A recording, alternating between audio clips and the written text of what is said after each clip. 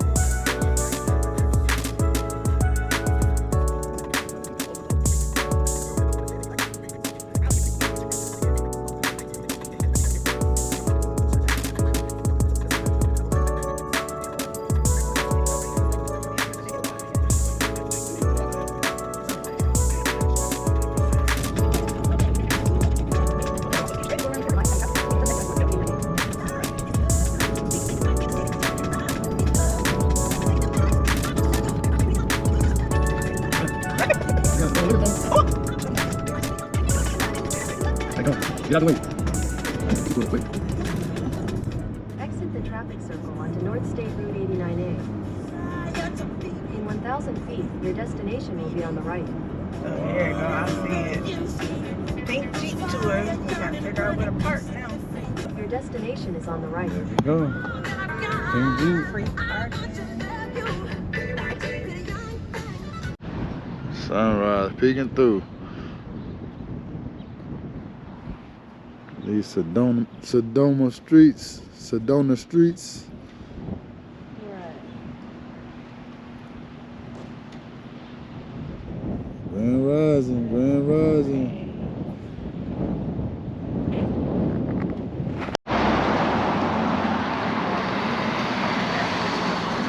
We're on the Pink Jeep tour. Oh look, there you go.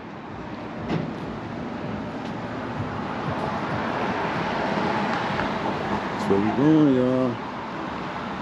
Pink Jeep tour. Thank you so much. Oh man, look at that backdrop.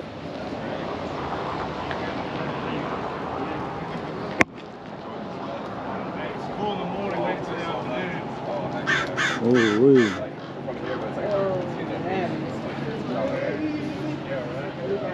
Were you guys from Phoenix? Yeah. You guys want to pause it? This is all about you guys. I know that's right. All right, so Jeep's all yours. Front seats available. Game changer in the front seat is going to be, it's a really smooth seat. I'm not sure we need it right now, but it has air conditioning. Well, I'm What do you gonna guys sit in want the to back do? first. If I decide to get in the front on the Okay. Yeah. come back. And then you guys are out visiting. How long are you guys out here for? Till tomorrow. Uh-oh. Okay, let me rephrase. How long have you been out here then? Since Friday. Since Friday? Got it. You want to So sit you in guys the are on captain chair or kind you of a want to quick sit right one. here? Yes. Taking a see. little peek. Particular one gets a little choppy at times, so if anybody wants to pull the plug, don't forget that front seat's available. Okay. Okay. Sound about right? Look, I feel like I'm gonna be up there eventually. Are you supposed to put our seatbelt on? Yeah. Okay. Since I'm the oldest. Mhm. I got more aches and pains. But only about 3 years sometimes. Mhm. I'll let you know in about 6-7 hours.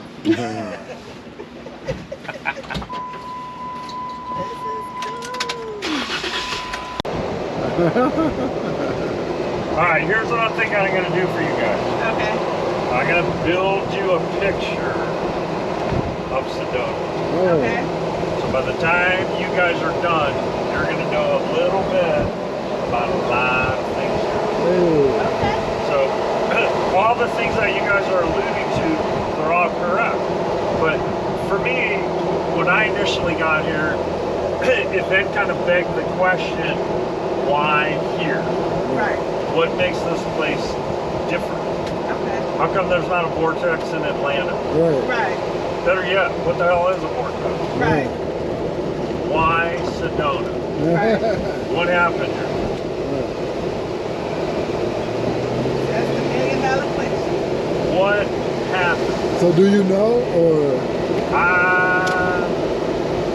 Based on what I know and how I've been trained, I can present to you essentially how it all evolved here. But there is a lot of really interesting things here that have now made Sedona what it is. So in life, right, when you do the due diligence, there's always a reason why something occurred. So here, though, you got to dig pretty deep to learn how it all really happened. So that being said, that's what I'll share with you guys. Yeah. So we also do a tour, it's called Touch the Earth. Touch the Earth is a 3-hour tour that does a deep dive into that, vortex phenomenon. Oh, okay. All right, you ready? Yes. About to get rocky and rough. Step number 1, usual. And that is the fact that it is surrounded entirely by a U.S. national forest. Oh, yeah, Coconino. Game changer number 1. The town of Sedona is surrounded entirely by that Coconino National Forest. So it's 1.8 million acres that surrounds the town. But as a result of that dynamic, the town of Sedona, because you can't build in any of these protected forest areas, doesn't have any more capability to expand. Make sense? Right. Picture an island, the town of Sedona, that's your island. Instead of obviously being surrounded by water, we're surrounded by that Coconino National Forest. So I mentioned, as a result, the town can't grow anymore. So another really interesting statistic here is the population. Population for the town of Sedona has been the same number for the last 30 years. The same number? Same exact number. Wow. Never gets any higher, and it certainly is not going to ever go lower. No kids are born? No kids are born. No, there's no room for them. Wow. So here, right, because of that dynamic, the town can't expand. There's nowhere left to go. So that being said, the population here is 10,000. And it's been that way for 30 years. Wow. So what it really then tells you is, as fast as someone moves out of here, there's about 10 people lined up trying to get in here. Yeah. Oh. Make sense? So it's a maximum number. So when you're here, you're in a bubble. And you're in a bubble because of that dynamic. Wow. I actually like that, though. It's a little weird, but nonetheless, that's the reality. Right. There's only 2 other towns currently in America with that same dynamic, being surrounded by a national forest. They're both in Colorado. It's the towns of Vail and Aspen. Yeah. Okay. That's good. I want to go to Vail. So then you start thinking about, okay, what really goes on here? Right. So for me, it kind of goes right back, in many cases, to this 1.8 million acres. So activity-wise, what's transpiring back here, not necessarily in the soil, but you know, hiking, camping, all-terrain vehicle utilization, motorcycle ride, mountain bike, climbing, trail running. You have all these different activities. In order to kind of help facilitate it, you have a little over 600 marked trails. Yeah. What also makes it a little interesting is to access it, it doesn't require any kind of fee or permit. Make sense? Yeah. So when you're spending time in Sedona like you guys aren't today, or if you reside in Sedona, this 1.8 million acres is essentially like your backyard. Oh. Wide open. You can do anything. It's all yours. Go get it. So you're coming in from Atlanta and you're telling me you got that adventurous spirit? Oh, yeah. This is your home. Wow. Look like I got to get on the waiting list to move here. Bring your checkbook. So you already nailed it because I heard you mention the cost here. Right. So now you got the reason why. Right. So property or real estate, that's your biggest commodity in the town of Sedona. It's extremely hard to come by. So that being said, average price home in Sedona as of last April for the first time, a little bit up and over 1.4 million. Oh, that ain't nothing. I got that in my back pocket. It's kind of like that place you're going to next week. Right. You're going to Universal Studios, you're going to Hollywood. Right. Right.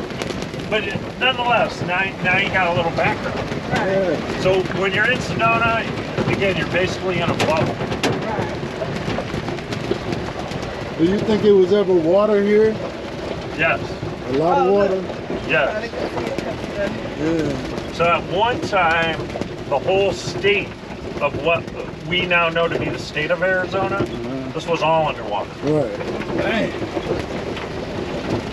So that's kind of your first big clue as to what you look at out here. Right. Because the different colors of the mountain, right? Right. Yep. Ooh. Man, look at the trail. They on the trail. Yeah. So now you guys got a little lay of the land. A big landmark out here is going to be that big, tall, jagged peak kind of off to the left. Okay. So that is Thunder Mountain. Thunder Mountain. Significance of Thunder Mountain is that's pretty much the center of the town of Sedona. Oh. Okay. And then way back in the day, that's where the Disney folks got the inspiration for the ride Thunder Mountain What?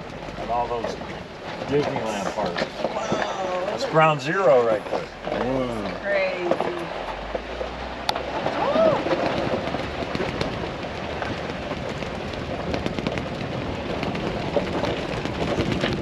Left. So in the Sedona area, that's called the Mogollon Rim.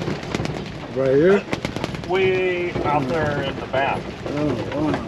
So this Mogollon Okay. Rim, that's kind of the natural east borderline for the town of Sedona. And then it swings all the way behind us to that, behind that Thunder Mountain area. Oh, wow. But what it really is it's the lower portion of the Colorado Plateau that comes on down into the state of Arizona.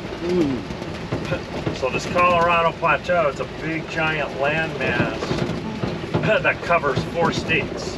Oh, wow. Colorado, New Mexico, Arizona, and Utah. Oh, yeah, that makes sense. So the Colorado Plateau, it covers about 130,000 square miles. Are there any wildlife out here?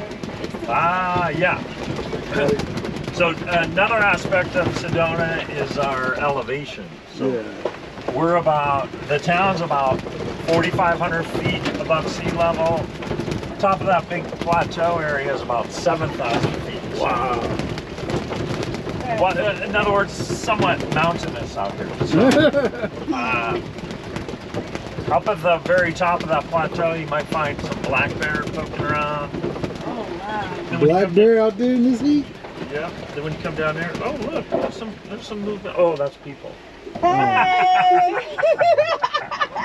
I can see. I thought that was a big mountain lion. All right. Black bear, elk, mule deer, javelina, coyote. We have about 14 species of hawk in the area. Every once in a while, you might catch a bald eagle. Well, we heard something with some wings so big earlier. Like, Get that camera ready. right. Let's see if I can find you a bald eagle or something. Yeah. Oh, that would be cool. Maybe a big tarantula or scorpion. Yeah. Oh, no. Yeah. I've never seen.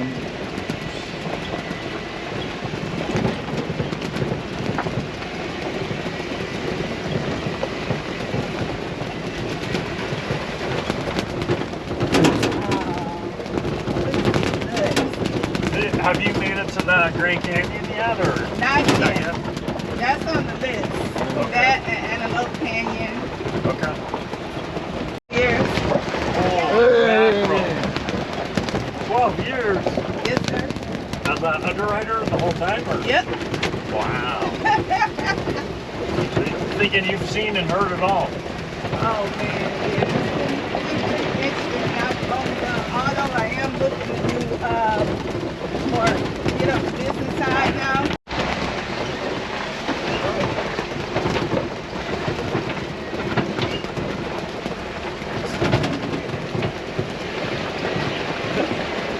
So to kind of paint a picture with a broad brush, the basic geological story in the Sedona region starts about 350 million years ago, give or take. Wow. So at that time, a couple big things are going on. Number one, we're all one continent at that time, known as Pangea. Okay. Number two, I already kind of mentioned it, what we now know to be the state of Arizona during that time period, this was all underwater. Okay. So that's your first big clue Right. as to what you look at. So geologists then think it was about 280 million years ago. That's when Pangea began to separate into our 7 continents. Okay. So when that occurred in this region, the first real big thing that transpired was, again, I mentioned it a little bit earlier, that big Colorado plateau, when Pangea shifted, that was forced upward. Okay. And that Colorado plateau, that covers 4 states. It's a big giant landmass.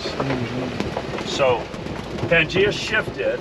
Step 1, this big plateau that you kind of see through the windshield, that got shoved up.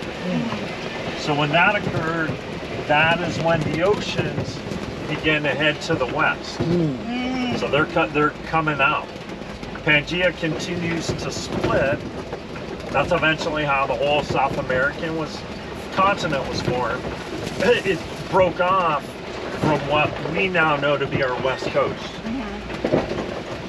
So the plateau goes up, the oceans are out.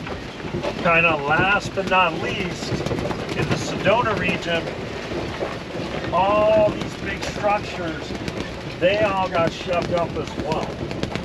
But when they all got pushed up, just kind of imagine big sand dunes everywhere.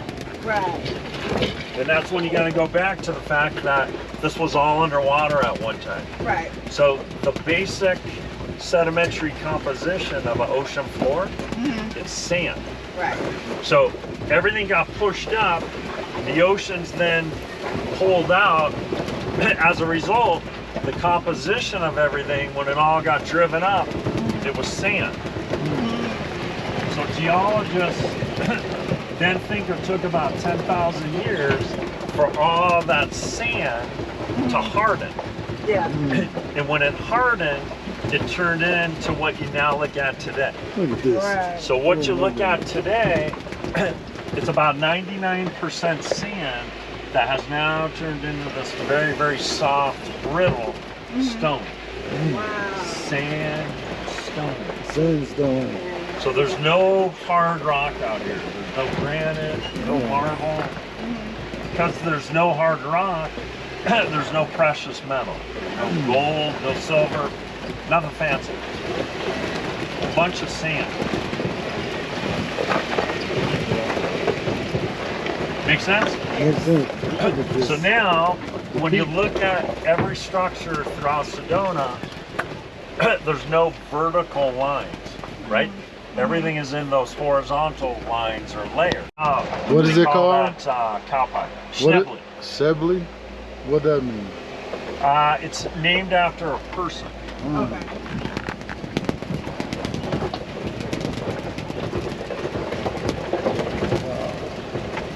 And what's the bottom called? Cowpie. And that'll, so we're gonna go up. We're gonna go up about another 1,000 feet. When we get up higher, then you can look down on it, and it'll make a little more sense. So as you know, all these rocks have names for them. Oh, wow. That being said, it gets a little ridiculous after a while.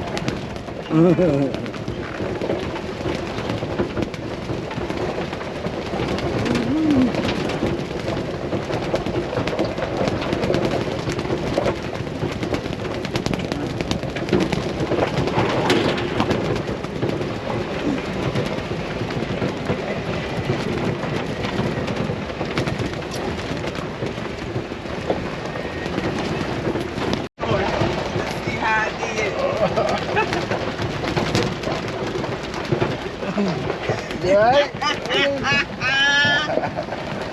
Whoa. Doing all right back there? Yeah. I'm starting to worry about you. You're kind of quiet in the very back. Like hanging on for dear life. That is funny. That seatbelt got you in your spot though, huh? Look, mine throwing me from left to right. I can't turn. Yeah, that's probably what I did. Is relatively contemporary, right? You said 1902? Yeah, that's not that long ago. Right. Think about it. As opposed to, right, when you go to the to the East Coast, the history there basically is starting in the 1700s. Here, a whole different story, contemporary. The big game-changing moment out here was the year 1908. So 1908, that's when this area became encircled by that forest. So now here's something to then kind of think about.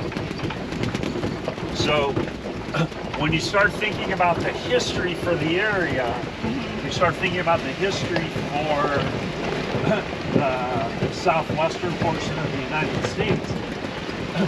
The only thing that was really transpiring in these regions prior to the mid to late 1800s was the inhabitants of indigenous people. In this area, that goes back about 2,000 years. Right? So, the town didn't become so until 1902. Wow. This area didn't get pioneered until about 1863. Okay. And the people that founded this area, they were a homestead group from the state of Missouri. Oh, wow. Oh, nice. And you asked about the name, Schnepley. Their name was the Schnepley. So they came from Missouri. They were actually trying to get to the West Coast. They never made it. They made it about as far as what we now know to be Sedona. Prior to them, the only thing going on back here were indigenous people. So the history for that, as I mentioned, goes back about two. There's the deer. Look at them. A couple of little guys. Hey, dudes. Hey, little guys. The deers. Oh my God, they looking like, which one do I need to take, is this the rabbit? You see the rabbit? Rabbit up ahead. Oh, what a rabbit. That's in front of it. I told him you had wildlife. I don't get to get no pictures. So those were little guys. That means mom and dad are poking around. Yeah, buddy. Mom and dad are either down there or adorable. Oh, it's on the side wing. What mama and dad did? They probably just folded them. I'm thinking they're up here. Yeah, they might be. They're probably shooting it right out of here. Yeah. Alright. You know what? This area is still really shaded, so I'm thinking we might see some more. So the wildlife here, this time of year, you primarily see it dawn and dusk. So middle of the day, the sun's a little too intense. Brutal. Not like Yeah, they like this kind of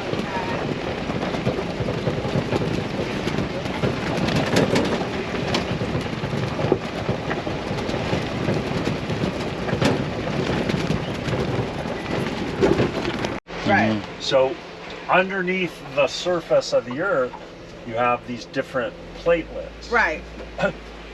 So a good way to kind of think about that is think about it in the kitchen, right? When you have all your plates stacked. Right. So they're all on top of each other. So Pangea started to shift on its own. Right. So to your point, it was like an earthquake. Right. But instead of lasting 10 or 20 seconds, it lasted about 10 years. So the whole thing was shifting. And underneath the surface, those plates, right, as everything was moving, they all forced everything up. Okay, that makes sense. As opposed to breaking it apart Right. or shoving it down. Right. So everything got pushed up. Right. Almost like how lava comes out of the volcano. Yeah. But right, so when you have a volcano, when it erupts, the lava is going to come out to the top. Right. But when it gets to the top, it's going to spread. Right. Here, it was a little different. Instead of when it got to the top and spreading, it just kept going up. Okay. So now, when you really think about it, what was the most recent layer of the ocean floor, that's now at the top of this big plateau. Right. Because it's all been pushed up. Right. So in other words, the most recent layers are at the top. The lighter line? Right. Yep. So when you look at every formation in Sedona, the top half is always going to be kind of that traditional beige sand color. Right. Then you get to the midpoint and below, everything is red. Right. Wherever you see the red, what that's telling you is there's a residue of the mineral iron on it. Right. And now through exposure, that iron is going through the oxidization process, and that's why it turns red. But in the big picture, recent layers are at the top. They're sand colored. Oldest layers are at the bottom. They're all red. Oh, they're the flats right there, the cow pie. That's your cow pie. Yep. Starting to make sense? Yeah.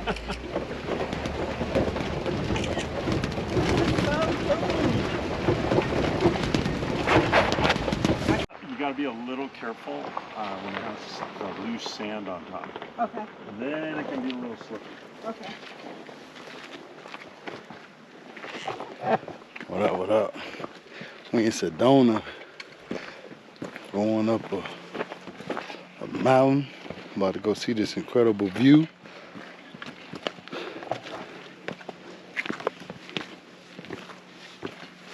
Yeah. Look at the lay of the land. Right.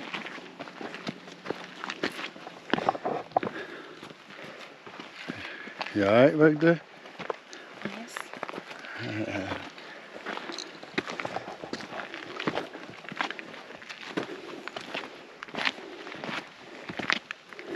Whoa.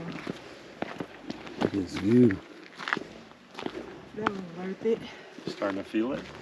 Yeah. It's going to get better. Come on up. Warming you guys up. All right.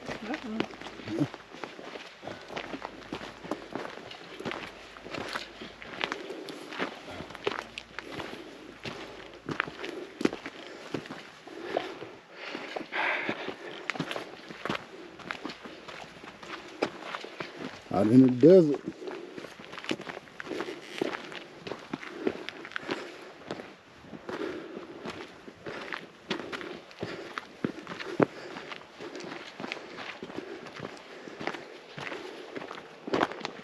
Ooh-wee.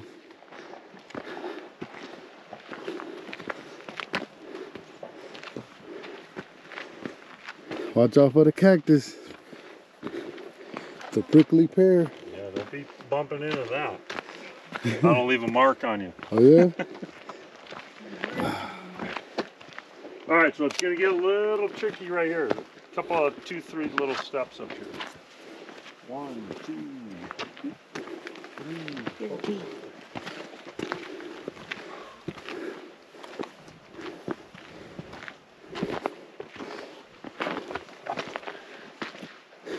All right. Yep.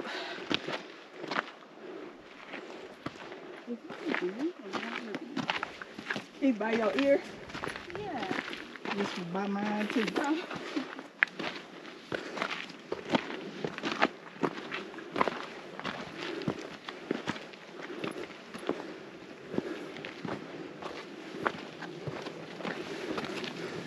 It's like climbing Stone Mountain, y'all. It is. You say breathing heavy? Yeah, it's a trick. Gotta watch out for that elevation. You doing okay? Yeah. Look at that. All right. Look at that.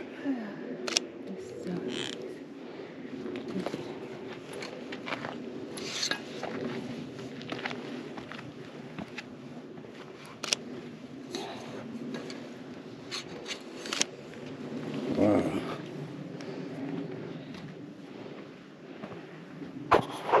That is amazing. This is incredible. Holy smokes.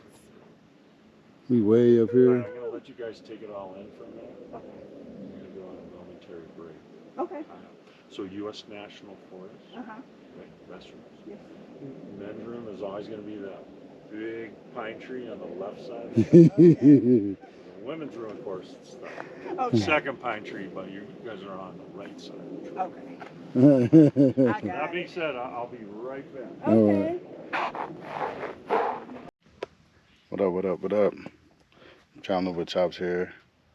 Hey man, I'm out in Sedona, Arizona, and this has to be the most peaceful place on planet Earth right now. It's quiet, it's peaceful. Got a lot of zen. We're about 1,000. How high are we right now? Almost 7,000. You're 7,000? 6,800. Wow. So we 6,800 feet above sea level, right? Correct. Oh man. It's just peaceful for days. It's not even that hot where we at. You guys want a group picture on here? Yes, yes, yes. Okay. Y'all don't like taking pictures. Right. But that's what a lot of people don't understand. So, holy cow. There's no hard rock. Sand. Sandstone. So that's what makes things here so unusual. Right. So in the Grand Canyon, same story. Geologically speaking, Sedona is regarded as the Grand Canyon's little sister. Mm-hmm. Right. Same story. In the Grand Canyon area, though, when Pangea shifted and broke apart, Mm-hmm. it created a giant fissure or a fault line. Mm-hmm. And what was the floor, the flat area, the sand, fell inward, creating the Oh canyon. yeah, that's good. Compositionally speaking, same thing. Okay. So it's all, would it really, and then, are you a mathematician? No. Thinking you have to be a underrated. You gotta know. I'm not a mathematician. I can assure you that. I can bank on that one. Yeah, you can bank on that. bank on that one. Yeah. What I was going to say was, how are you? That's what you're supposed to use a Jeep for. This is real off-road. 1,600. Very top of that one, about 7,000. Going up a little higher today. Alright.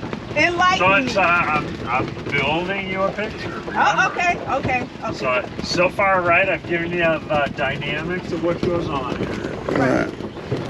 I told you, I didn't go into detail, but I told you, hey, this area has a deep indigenous people history to it. Mm-hmm. Right. And it goes back about 2,000 years ago. Right.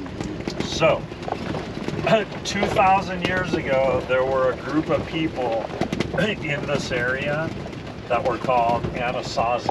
Mm. They believed they came from the earth. Mm-hmm.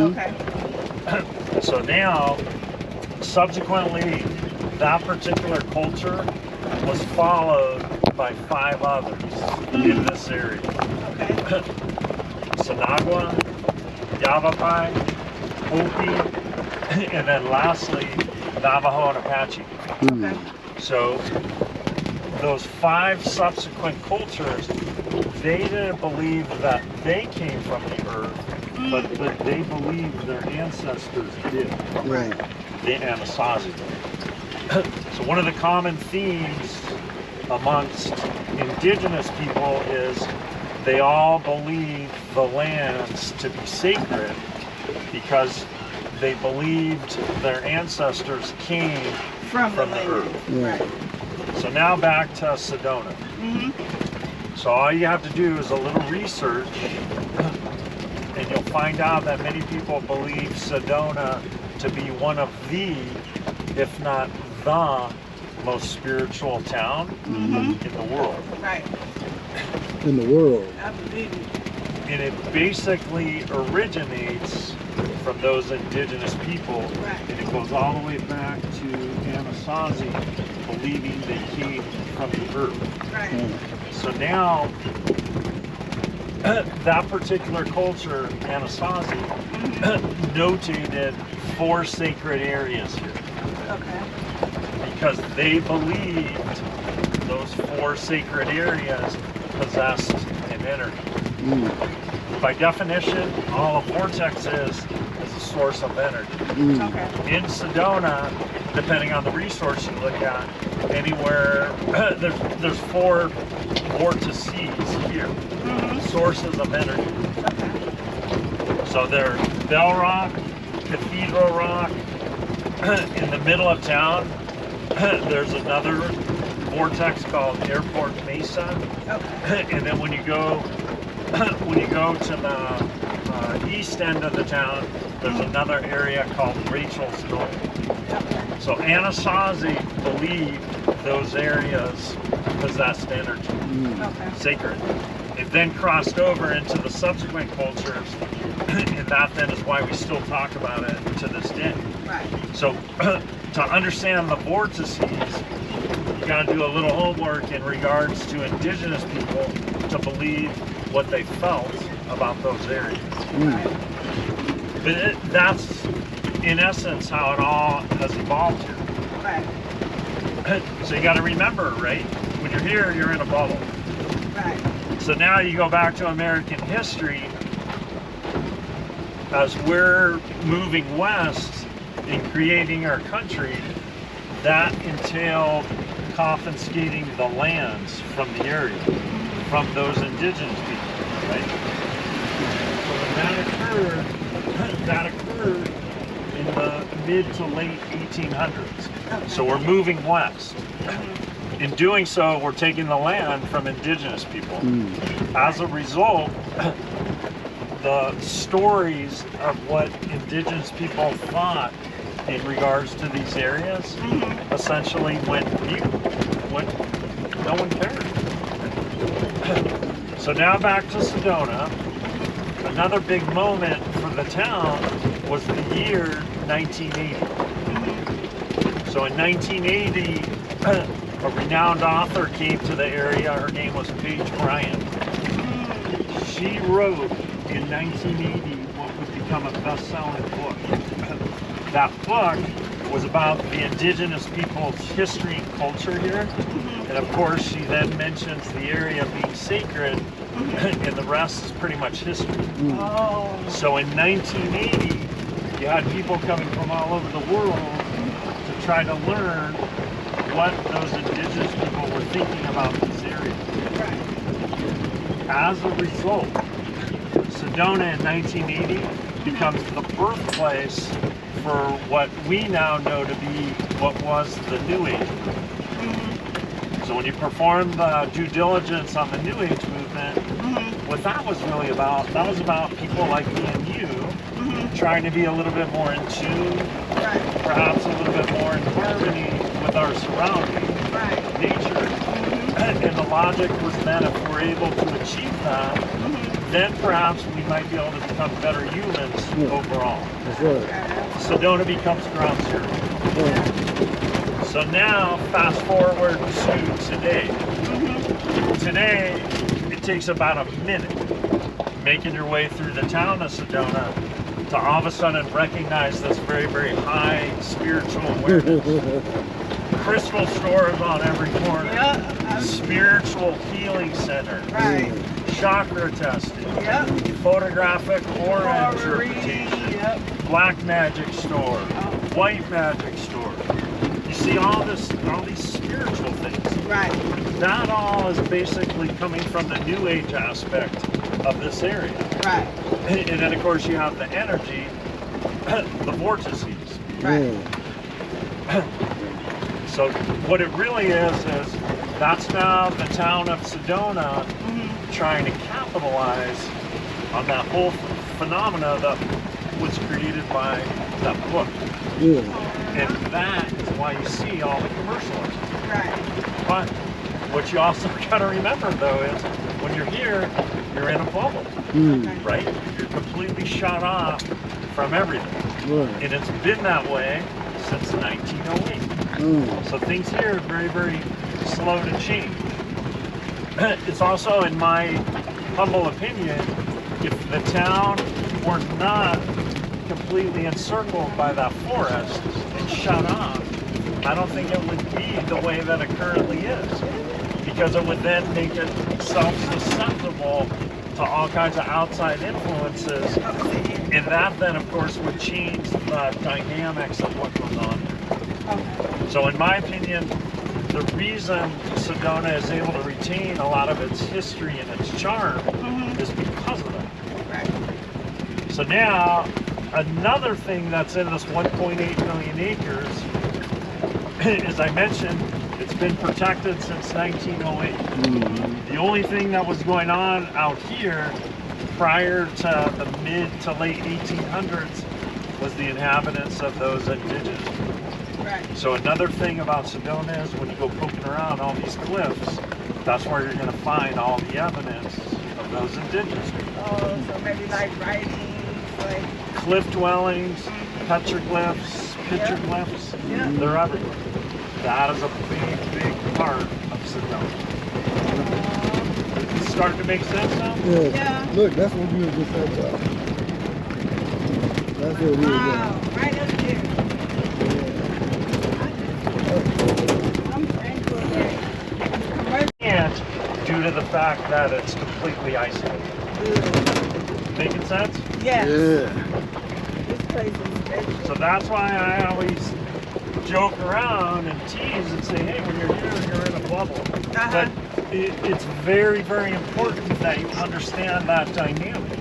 Because if you don't understand that aspect of it, then a lot of it's not going to make sense. But when you're here, you're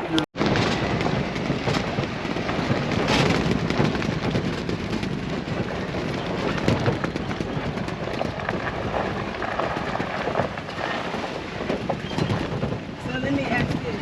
Do you know if there's ever been any seismic activity here? very, very, very little.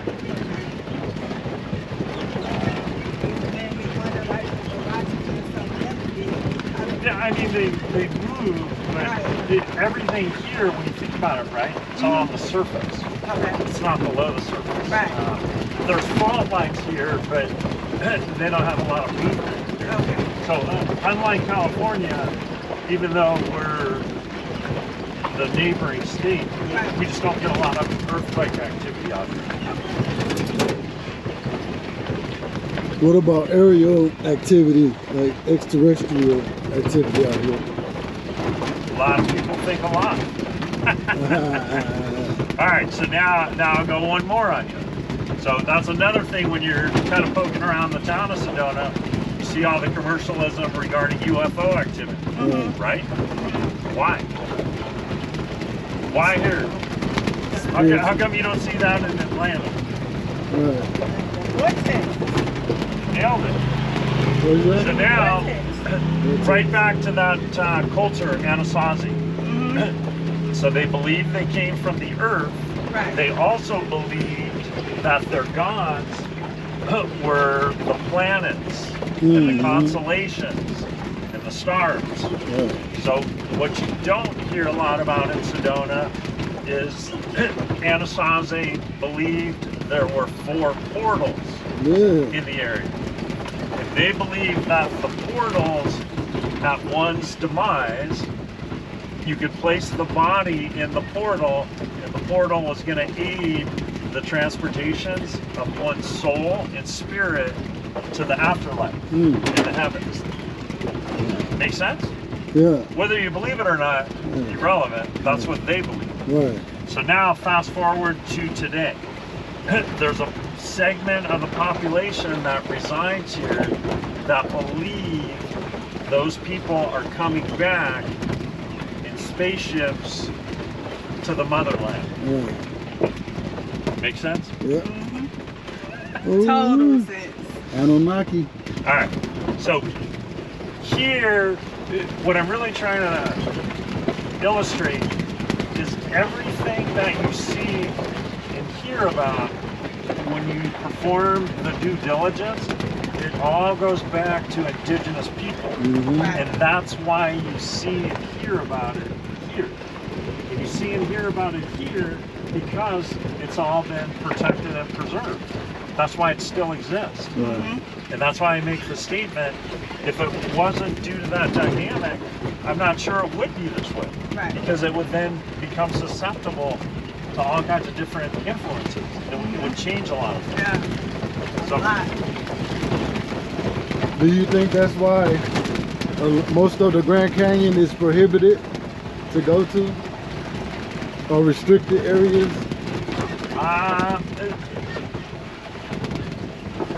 The Grand Canyon is basically like Sedona.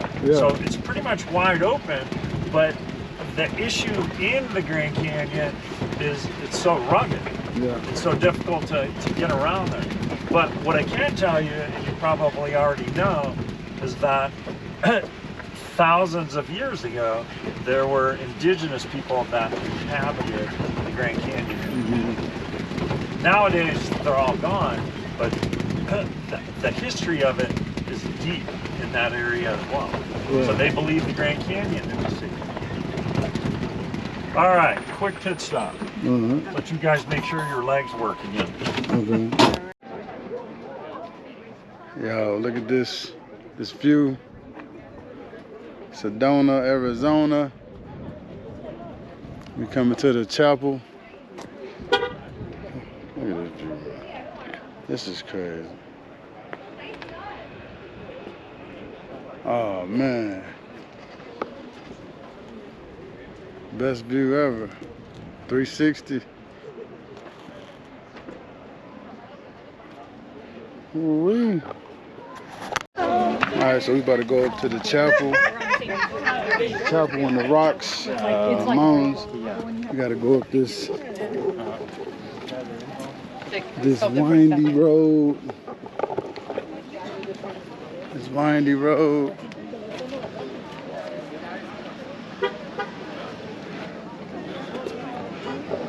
Look at this.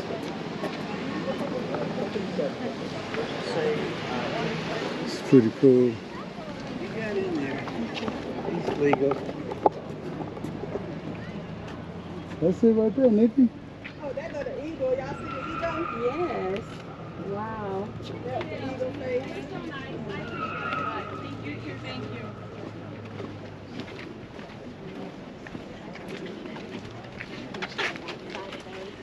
you. Eagle. Thank you, that's amazing.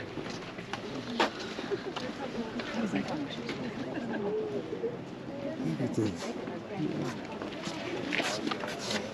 I got to do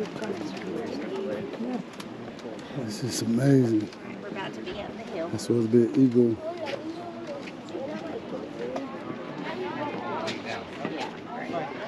How you doing? Good. How you doing? Good. So that's,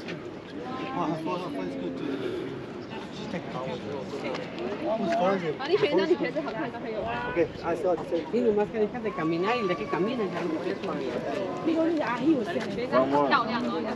oh. I see the eagle.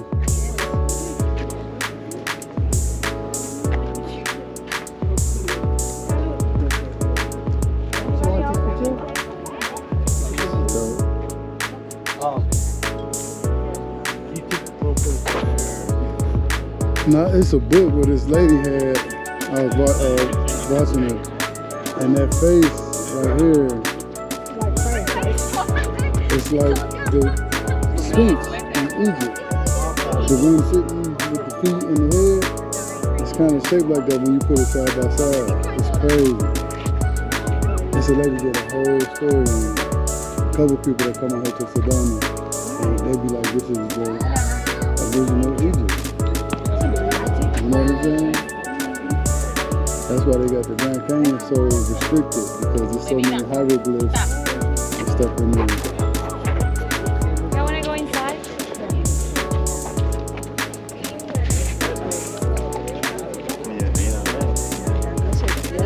Yeah.